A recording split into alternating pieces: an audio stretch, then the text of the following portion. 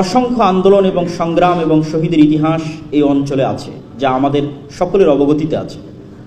সেটিকে সামনে রেখে বর্তমান সরকারকে আমরা বলতে চাই যে বর্তমান সরকার যদিও গণতান্ত্রিক পদ্ধতিতে আসেনি, তবে অবশ্যই একটি বিপ্লব পরবর্তী, একটি গণ অভ্যুত্থান পরবর্তী এবং ইসলামের যে নেতৃত্ব নির্বাচনের ব্যবস্থা আছে পরামর্শের ভিত্তিতে সরকার নির্ধারণ করা, সেই পরামর্শের ভিত্তিতেই দেশ এবং জাতির যারা স্টেক হোল্ডার তাদের পরামর্শের ভিত্তিতেই আপনারা এখানে এসেছেন।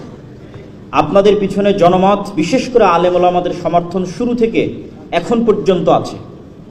এবং আমি এর সাথে আরও একটি কথা যুক্ত করে দিই যে আমরা অনেকেই সমগ্র বাংলাদেশে ইসলামের বিজয়ের স্বপ্ন দেখি। আমি অনেক সময় মনে করি, যদিও আমার এই কথাটি বাস্তবে প্রতিফলিত হবে না, তবুও হয়তো এরকম পর্যায়ে কথা বলার সুযোগ ভবিষ্যতে নাও আসতে পারে, সেহেতু এখানে বলেই নিই যে বর্তমান সরকার যে পদ্ধতির উপর এসেছে পরামর্শের ভিত্তিতে, যোগ্য মানুষকে সবাই নিজ নিজ জায়গা থেকে চিন্তা করেছে আমার চেয়ে কে ভালো হবে, এবং তারাও হয়তো চেষ্টা করছে তাদের জায়গায় বিভিন্ন মন্ত্রণালয়ে কোনো প্রকার দল মত না দেখে যোগ্য ব্যক্তিদেরকে নিয়োগ দেওয়ার এই যে পদ্ধতি, পুনরায় গণতন্ত্রের দিকে ফিরে না গিয়ে এই পদ্ধতিকেই যদি কন্টিনিউ করা যায়, তাহলে এটাই ইটসেলফ ইসলাম প্রতিষ্ঠার জন্য যথেষ্ট না।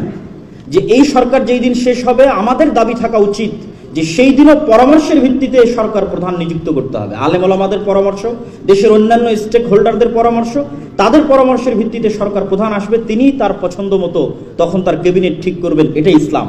কিন্তু আমরাই যখন আবার ব্যাক ফুটে গিয়ে বলতেছি নির্বাচনে অংশগ্রহণ করব, নির্বাচন দিব, সেক্ষেত্রে আমি আপনাদের একটি কথা স্মরণ করিয়ে দিতে চাই, যেহেতু গণতান্ত্রিক দেশ, নির্বাচন হবে, গণতন্ত্র আসবে, তবে আমার একটা পরামর্শ আমি আপনাদের বলে যেতে চাই, সেটি হচ্ছে যে 5ই আগস্টে আমাদের লক্ষ লক্ষ কোটি কোটি ভোটার রাস্তায় ছিল, কিন্তু সরকার গঠনের সময় আমাদের অবস্থানটা কোথায় ছিল? আমাদের অবস্থান কিন্তু শূন্যের কোঠায় ছিল। ডিসিশন মেকিংয়ের জায়গায় আমরা শূন্যের কোঠায় পৌঁছে গেছি। অথচ আন্দোলনে দেখবেন আপামর আম জনসাধারণ, ইসলামপন্থী, আলেম ওলামাকে ভালোবাসে, তাদের অংশগ্রহণই বেশি।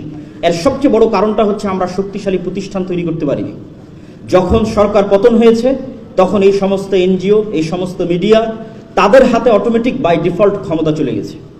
এই জন্য আমি উদাত্ত আহ্বান জানাবো, আজকে এখানে দেশের বড় বড় ইসলামী দলের নেতারা উপস্থিত আছেন, আপনারা যেমন নির্বাচন কেন্দ্রিক প্রস্তুতি নিচ্ছেন, আপনাদের দীর্ঘমেয়াদী মুসলমানদের শক্তিশালী প্রতিষ্ঠান, শক্তিশালী মিডিয়া, শক্তিশালী অর্থনৈতিক প্রতিষ্ঠান, এগুলো তৈরি করার জন্য আপনাদের চিন্তা চেতনা এবং পরিশ্রম করতে হবে, যেন আগামী 20 বছর, 25 বছর, 30 বছর যখনই আবারও এরকম প্রেক্ষাপট আসবে, তখন যেন স্টেক হোল্ডার ডিসিশন মেকিংয়ে শক্তিশালী প্রতিষ্ঠান থাকার কারণে ইসলামপন্থীরা সেই জায়গায় পৌঁছতে পারে। এটা আপনাদের প্রতি উদাত্ত আহ্বান।